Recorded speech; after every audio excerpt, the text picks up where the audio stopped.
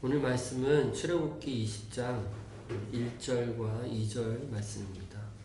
하나님이 이 모든 말씀으로 말씀하여 이르시되 나는 너를 애굽 땅 종되었던 집에서 인도하여 낸 내 하나님 여호와이니라. 아멘. 오늘부터 십계명을 강의하도록 하겠습니다. 십계명은 이전부터 마음에 두었던, 모두를 위해서 꼭 한번 나누어 보고 싶었던 내용입니다.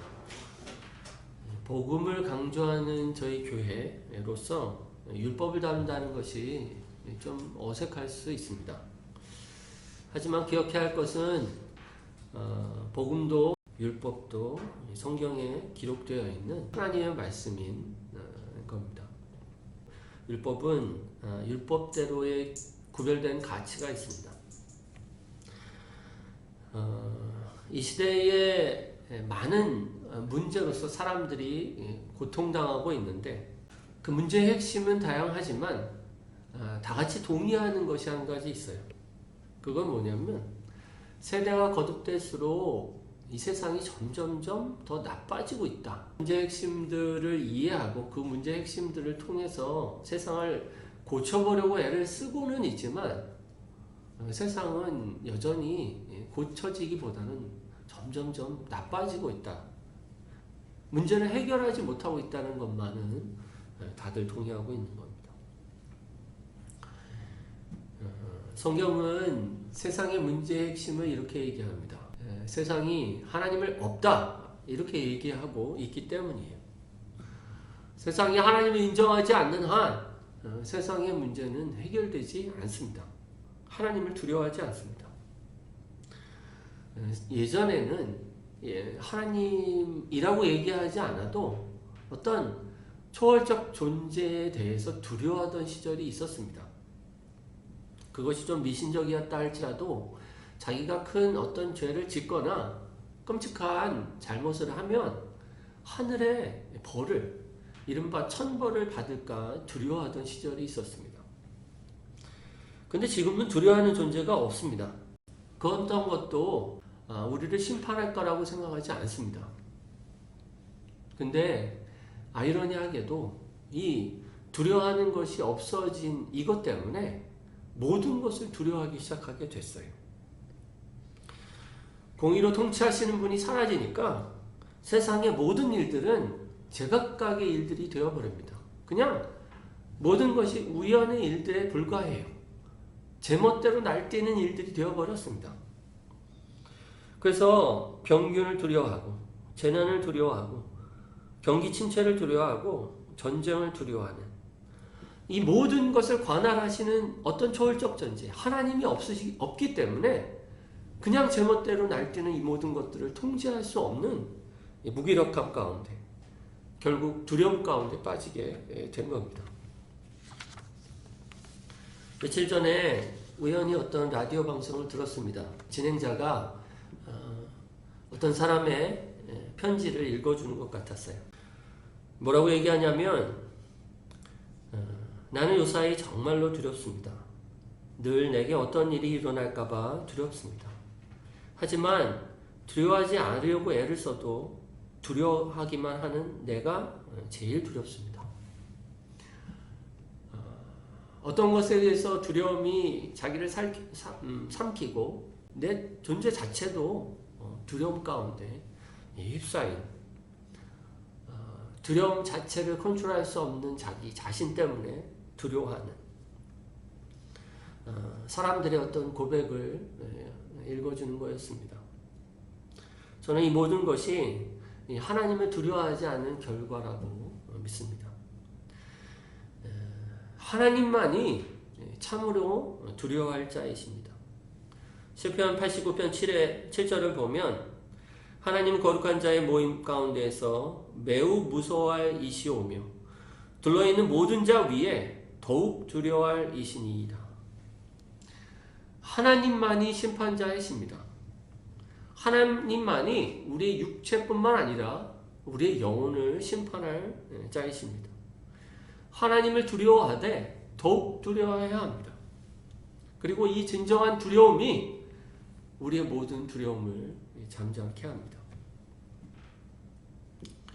십계명은 이 두려우신 하나님의 명령입니다. 법이에요. 근데 우리는 이 십계명을 소홀히 대합니다. 이 시대 십계명을 알고 있는 사람이 몇이나 될까 하는 생각이 듭니다. 그리스도인들조차도 십계명을 외우고 있는 사람 찾아보기 어려운 시대가 되었다. 이렇게 얘기합니다. 하나님의 계명을 두려워하지 않는 건 하나님의 말씀을, 하나님의 명령을 두려워하지 않는 것, 곧 하나님을 두려워하지 않는 것을 말합니다. 하나님의 말씀을 작게 여기니까 세상의 말이 크게 들릴 수밖에 없습니다. 그래서 다윗은 시편을 통해서 이렇게 고백합니다. 내가 주의 모든 계명에 주의할 때에는 부끄럽지 아니하리이다. 다윗은 하나님의 계명에 주의할 때에 드디어 세상의 평가에 두려워하지 않는, 세상의 평가에 부끄러워하지 않는 사람이 되게 된 겁니다. 하나님의 평가가 너무나 어미했기 때문에 세상의 평가가 작은 것이 되어져 버린 겁니다. 다윗은 누구보다도 계명을 기뻐했습니다. 지난주와 지지난주 4편과 5편을 봐도 하나님을 경외하는 마음으로 다윗은 이 모든 두려움을 이겨냈어요. 그리고 하나님의 계명과 율법을 사랑하는 마음으로 모든 상황들을 이겨냅니다. 시편 119편 143절에 보면 환난과 우환이 내게 미쳤으나 주의 계명은 나의 즐거움이니이다. 다윗은 여러 두려움 가운데 주님의 계명을 바라봤어요. 환난과 우환이 미쳤지만 주님의 그 엄미하신 계명 앞에 서고 그 명령을 붙들므로 꼿꼿이 일어섰던 겁니다. 우리가 환난과 어려움이 많은 이 시대 가운데 주님의 계명에 붙들린 사람이 되어야겠습니다. 이 계명을 따라 주님 앞에 서 있을 때 우리가 세상의 두려움을 이기는 그런 신앙, 또 뚜렷하고 분명한 삶, 세상은 흔들리지만 단단한 믿음으로 나아가는 그런 신앙이 될 겁니다.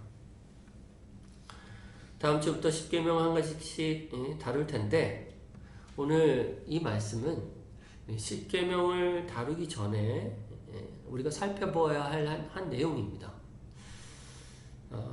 오늘 본문은 이 십계명을 대하는 우리의 태도에 대해서 말씀하고 있습니다. 과연 우리는 십계명을 어떤 식으로 대하고 어떤 식으로 지켜야 하는가, 이것을 오늘 살펴보도록 하겠습니다. 첫째로 십계명은 하나님에 대한 감사의 차원으로 지켜야 합니다. 19장 1절을 보시면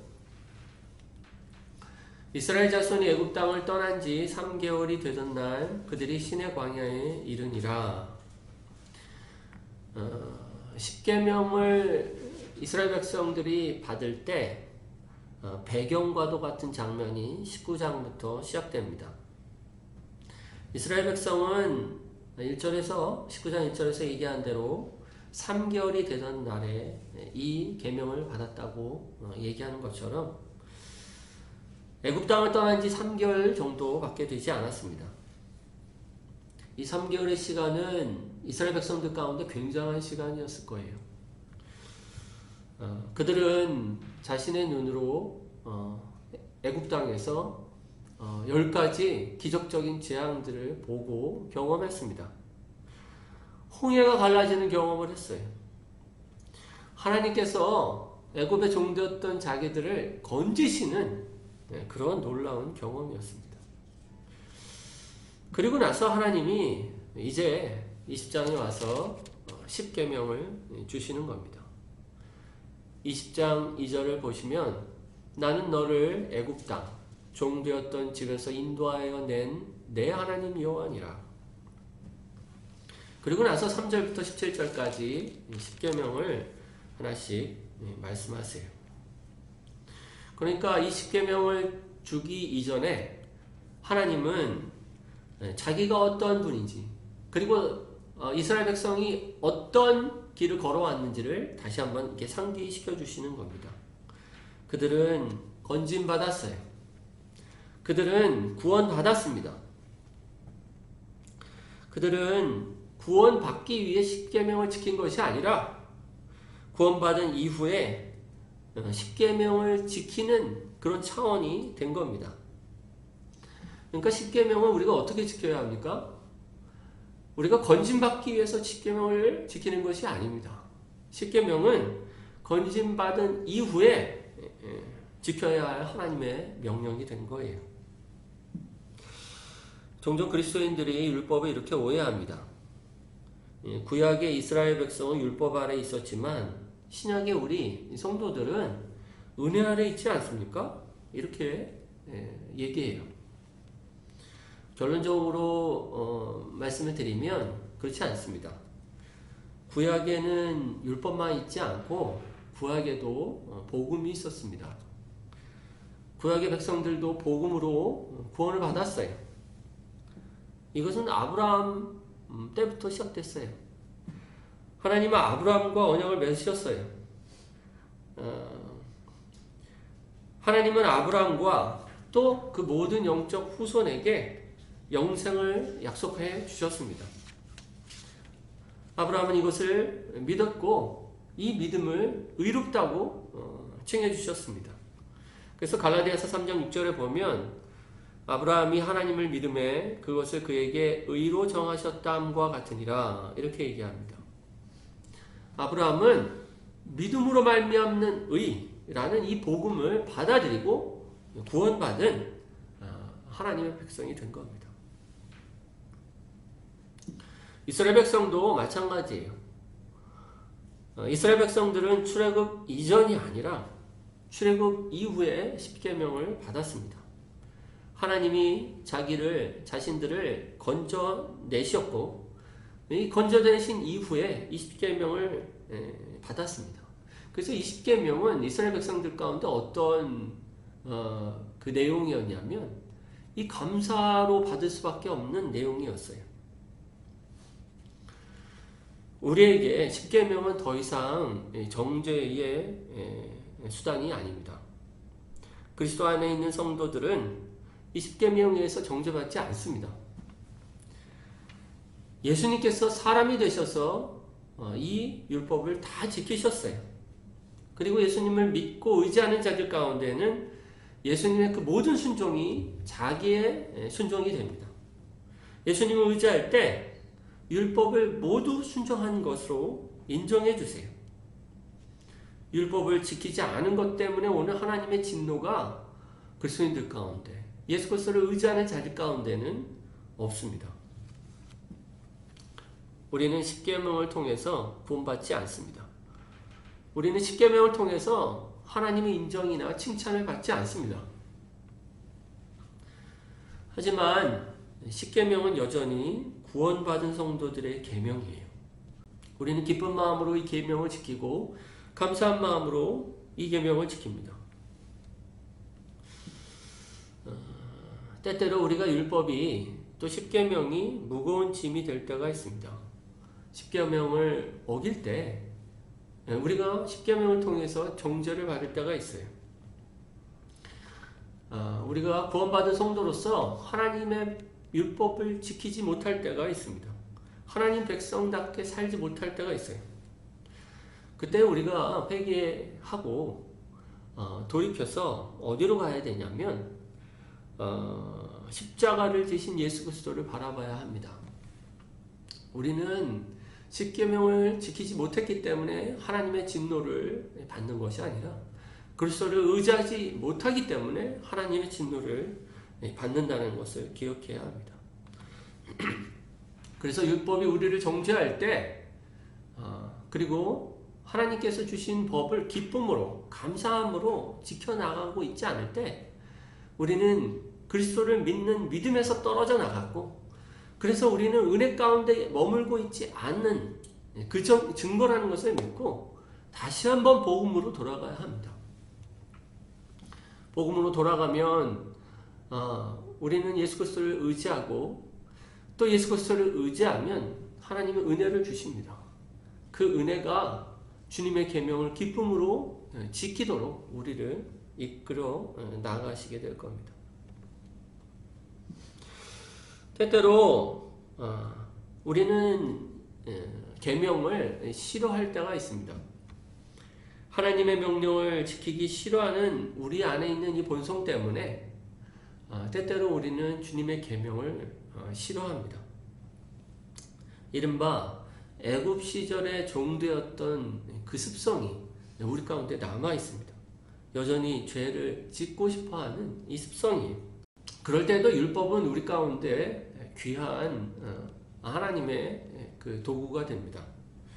이 율법을 통해서 우리가 우리 자신의 죄성을 보고 우리가 하나님보다 세상을 좋아하는 존재임을 깨닫고 우리 자신을 의지하지 않고 주님을 의지하도록 율법은 우리 가운데 계속적으로 도전하고 있습니다.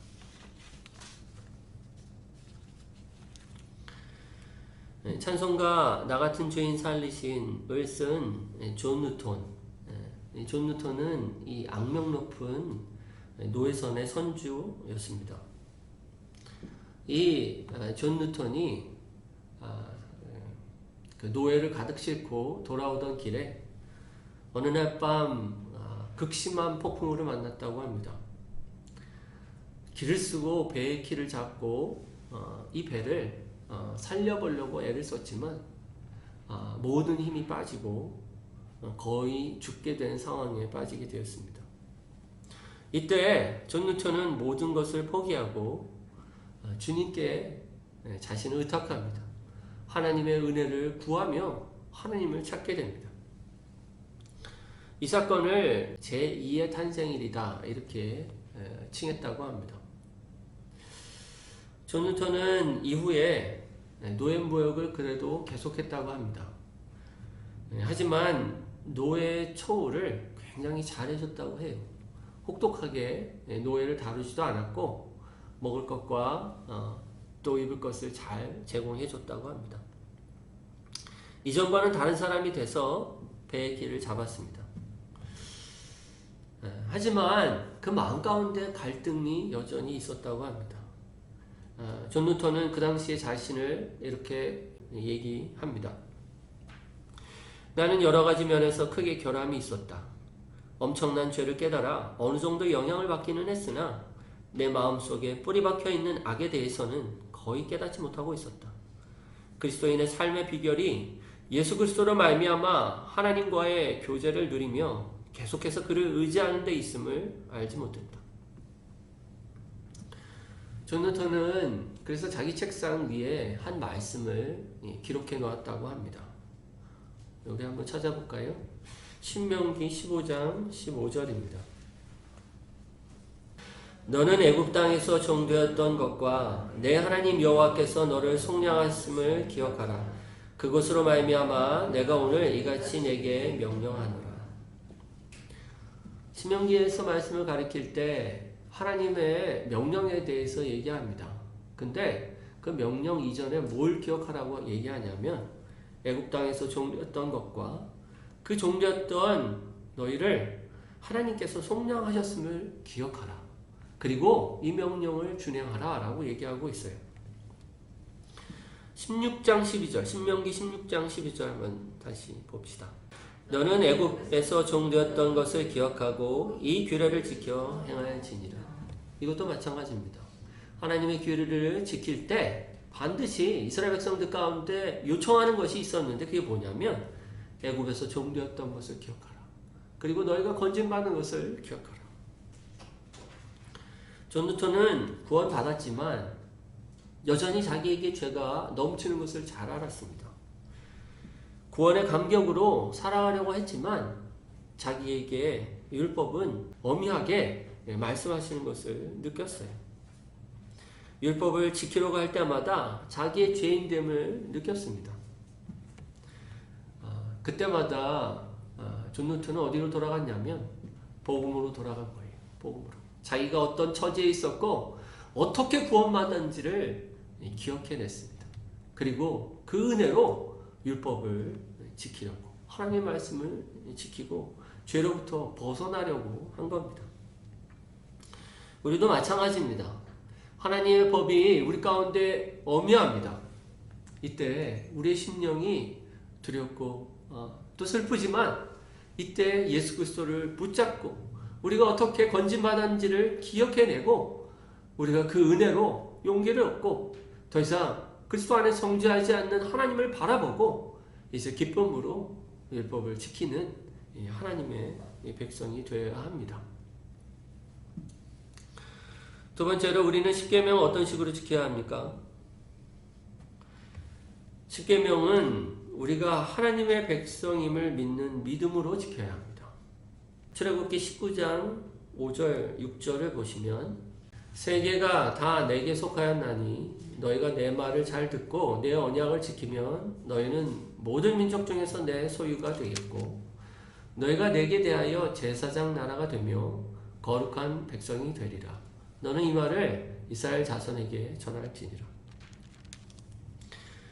하나님은 하나님의 이 명령을 통해서 드디어 하나님의 백성답게 될 것이다. 이렇게 얘기하고 있는 겁니다. 이 말씀을 잘 듣고 이 언약을 지키면 제사장 나라가 되고 거룩한 백성, 내 소유가 될 것이다. 그것도 많은 민족 중에서. 이스라엘 백성이 이제 막 애굽에서 건진받았습니다. 그들은 건진받았지만 하나님의 백성다운 모습들을 찾아보기 어려웠었을 겁니다. 애굽 사람인지 이스라엘 백성인지 잘 분간하지 못하는 그런 사람들이었을 겁니다. 그런데 이제 십계명은 이 계명을 지킴으로 만방 가운데 하나님의 백성임을 이렇게 보여주는 표징이 된 겁니다. 다른 민족들은 이 율법을 따라 살아가는 이스라엘 백성들을 보면서 하나님이 과연 어떤 분인지를 깨닫게 되었습니다. 우리는 십계명을 어떤 10가지 하나님의 명령으로만 생각하지만 사실 십계명은 근원적으로 보면 조약에 가깝습니다. 조약. 한 국가와 국가가 맺는 어떤 조약과 같이 하나님과 하나님의 백성이 맺는 조약입니다. 어떤 조건에 따라 이 조약이 서로에게 맺어지고 이 맺어지는 것을 지키는 것을 통해서 이 관계가 계속적으로 유지되는 그런 조약입니다. 우리가 집을 계약할 때 계약서에 보면 세부 사항이 있습니다. 1, 2, 3 이렇게 세부 사항을 적어 놓듯이 이 십계명은 하나님 백성과 하나님과 맺는 일종의 조약이 된 겁니다. 이 조약의 결과는 뭐냐면 자기네들이 이제 하나님의 백성이 된 것을 깨닫게 된 겁니다. 이제 이스라엘 백성은 하나님의 백성이 되었습니다. 그래서 예레미야 31장 33절에도 나는 그들의 하나님이 되고 그들은 내 백성이 될 것이라 여호와의 말씀이니라. 아까 읽은 19장 6절에도 너희가 내게 대하여 제사장 나라가 되며 거룩한 백성이 되리라. 하나님은 다른 어떤 백성과도 조약을 맺으신 적이 없습니다. 이스라엘 백성 그리고 신약의 하나님의 백성이 된 우리에게 이 조약을 맺으셨어요. 우리가 성령을 받은 이유도 마찬가지 아닙니까? 예수 그리스도를 구주로 받아들이고 예수를 믿으면 성령이 우리 가운데 오십니다. 성령이 오셔서 뭘 합니까? 하나님의 법을 따르도록 우리를 인도하세요. 예레미야 31장 33절 그러나 그날 후에 내가 이스라엘 집과 맺을 언약은 이러하니 곧 내가 나의 법을 그들 속에 두며 그들의 마음에 기록하여 나는 그들의 하나님이 되고 그들은 내 백성이 될 것이라 여호와의 말씀이니라. 성령 우리 가운데 두셔서 하시고자 하시는 것은 하나님의 법을 이제 기쁜 마음으로 지키도록 우리의 마음 가운데 두시고 성령 우리의 마음을 충만케 하셔서 하나님의 법을 따르도록 인도하시겠다라고 하신 겁니다. 우리 성도들은 십계명을 지킬 때 우리가 하나님의 백성임을 드러냅니다. 우리의 정체성을 생사람들이 우리의 삶을 통해서 보게 되지 않습니까? 십계명을 따라 사는 삶을 통해서 생사람들은 이들이 우리와는 다른 하나님 나라의 백성이다라는 것을 어렴풋하지만 보게 되는 겁니다. 세 번째로 우리는 십계명을 어떻게 지켜야 합니까? 하나님의 뜻에 대한 순종의 차원에서 지켜야 합니다. 십계명은 하나님의 뜻에 대한 순종의 차원에서 지켜야 돼요. 현대 교육 이론에서 핵심적인 건 뭐냐면 아이들 스스로 깨닫게 하라. 이것이 현대 교육 이론의 근간이에요. 위에서 지시하고 이전에 칠판에 가르쳤던 그리고 받아쓰게 하고 그것을 외우게 하던 교육 이론을 이제 다 폐기했습니다. 그래서 현대에는 각자가 탐구하고 또 발견하고 서로 그것들을 나누는 식으로 교육들을 하게 합니다. 그래서 누군가 권위를 가지고 어떤 명령을 하고 그 명령에 순종하도록 하게 하는 이런 식으로 어떤 교육을 하면요, 사람들이 그것에 대해서 즉각적으로 거부 반응을 일으킵니다. 강요를 받는다라고 얘기해요. 미국 말로는 이게 푸시한다고 느껴집니다. 근데 계명은 우리 가운데 사뭇 다른 성격을 갖고 있음을 보게 됩니다. 십계명은 우리 가운데 뭘 하고 있습니까? 명령하고 있어요. 요구하고 있어요. 그래서 우리가 그것에 대해서 순종하기를 바라고 있는 겁니다. 그래서 우리는 십계명을 잘못 따르는 경우들이 많이 있는데 그게 뭐냐면 내가 이 십계명을 지키면 내 삶이 좀 나아질 거야 이렇게 생각하고 십계명을 지키는 경우가 있습니다. 세상이 망가졌는데 이 십계명만 잘 지켜도 세상이 나아질 거라고 생각하는 그런 식입니다. 십계명은 그냥 높은 도덕률이 아닙니다. 어떤 삶의 기준이 아니에요. 십계명은 하나님의 명령입니다. 하나님이란 존재가 계시고 그 하나님이란 존재에 우리가 굴복하고 순종하는 어떤 구체적인 실행으로서 십계명이 우리 가운데 주어진 것이지 이것을 잘 지키면 우리의 삶이 나아지기 때문에 너한테 좋기 때문에 명령하신 어떤 명령이 아닌 겁니다. 만약에 도덕률로 십계명을 이해하면 세상은 그렇게 나아지지 않을 겁니다. 이거는 세상에서 하는 방식이 그렇기 때문에 그래요. 세상에서 어떻게 합니까? 세상이 나빠지면 나빠질수록 법을 더 많이 세우고 더 법을 엄격하게 하면 세상이 나아질 거라고 생각합니다. 근데 절대로 그렇지 않습니다. 미국의 총기 규제법이 한 4만 가지가 된다고 합니다. 근데 지킵니까? 이 총기 난사가 엄청나지 않습니까? 총기 규제법이 근간에 2만 개에서 4만 개로 늘었다고 하는데 통제가 안 됩니다. 통제가 안 돼요.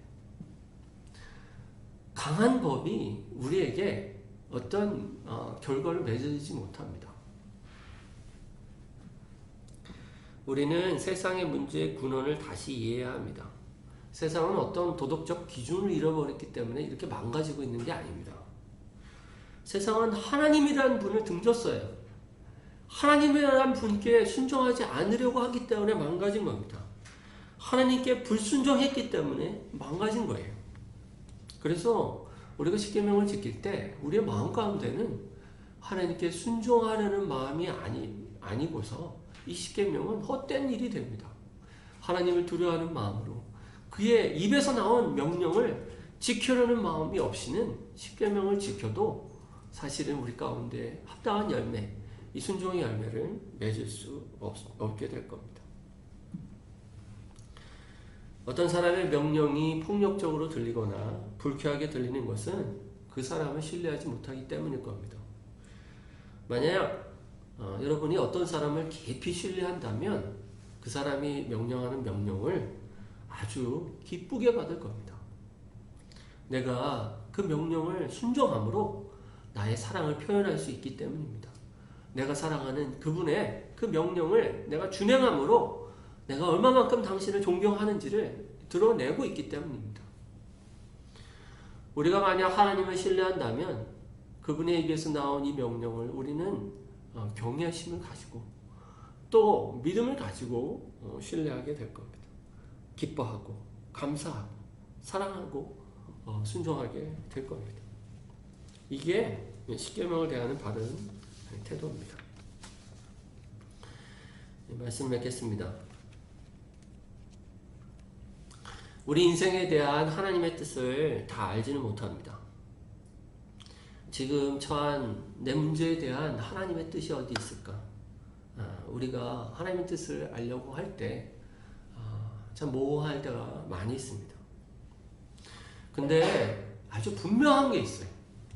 십계명은 이 하나님의 뜻의 아주 분명한 모습입니다.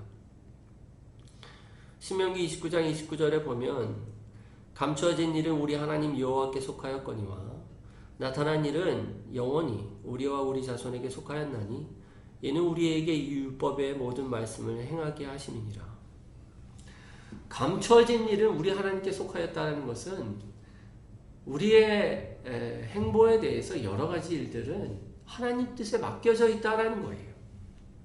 하지만 나타난 일, 우리 가운데 계시되어진 이 주님의 율법은 우리에게 속하여 있는 겁니다. 이 말은 우리가 적극적으로 이 명령에 대해서 순종하며 따라 나아가도록 우리 가운데 명하신 일이 된 겁니다. 우리가 모호한 일을 가지고 천국에 가서 하나님의 야단을 맞지는 않을 겁니다. 하지만 분명한 일에 대해서는 하나님 앞에 섰을 때 반드시 우리에게 후회가 있을 거예요. 이 분명한 일에 대해서 말씀을 들었음에도 불구하고 하나님의 뜻을 준행하지 않은 것에 대해서 부끄럽지 않겠습니까? 우리 인생 가운데서 벌어지는 일들에 대해서 하나님이 관심이 없다든지 하나님의 뜻이 정해져 있지 않다든지 이런 말이 아닙니다. 우리의 여러 가지 인생 가운데 결정하고 또 나아가는 이런 일들에 대해서 하나님이 뜻하신 바가 있습니다. 정하신 바가 있어요. 우리가 그것에 대해서 분명히 알지는 못하지만 하나님의 일들에 대해서 계획하고 계시고 틀림없이 착오 없이 일들을 진행해 나가실 거예요. 그래서 우리가 할 일은 뭐냐면 불분명한 일들에 대해서는 하나님에 대해서 신뢰하는 겁니다. 비록 우리가 하나님 뜻에서 잘못한다고 해도 그 잘못하는 일 때문에 하나님 뜻 바깥에 우리가 있게 되는 일들은 없게 될 겁니다. 여러분, 마귀도 하나님의 뜻 바깥에서 어떤 일들은 하지 못하는 존재입니다. 하물며 하나님의 뜻을 어떻게든 따라가려고 하고 하나님 뜻을 묻는 자들 가운데 어떻게 하나님 뜻 바깥에 일들이 우리 가운데 벌어질 수 있겠습니까? 하나님은 심지어 우리가 죄악 가운데 있다 할지라도 선을 이루도록 하십니다. 우리의 죄악을 통해 하나님은 영광을 받으실 겁니다. 하나님은 우리의 모든 갈지자로 걷는 행보들을 통해서 우리를 단련하시고 교육하시고 또 하나님을 더욱 깊이 알게 하실 겁니다.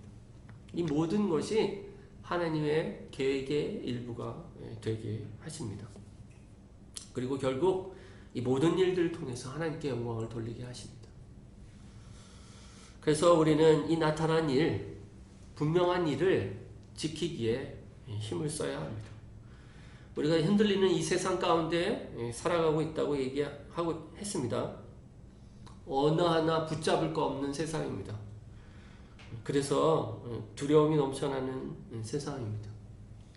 하지만 이 주님의 계명을 지키기에 힘쓰고 하나님 율법을 따라 주님께 순종하며 감사함으로 주님 앞에 나아가는 자들을 저는 굳세게 할 거라고 믿습니다. 단단하고 뚜렷하고 분명하게 하실 겁니다. 그때 모든 것을 주관하시는 하나님을 신뢰하고 우리는 두려움 없이 이 땅 가운데 하나님을 경외하는 자로 우뚝 서게 될 겁니다. 우리의 모든 열심이 어디 있어야 하냐면 이 계명을 지키는 데 있어야 합니다. 그 어떤 것들보다도 나타난 이 주님의 뜻을 지키기에 우리 인생을 사용해야 합니다. 다음 주부터 10계명을 하나씩 살펴볼 텐데 한 가지씩 마음에 새기도록 하십시오. 암송하시고 순서가 헷갈리는 것들이 있을 겁니다.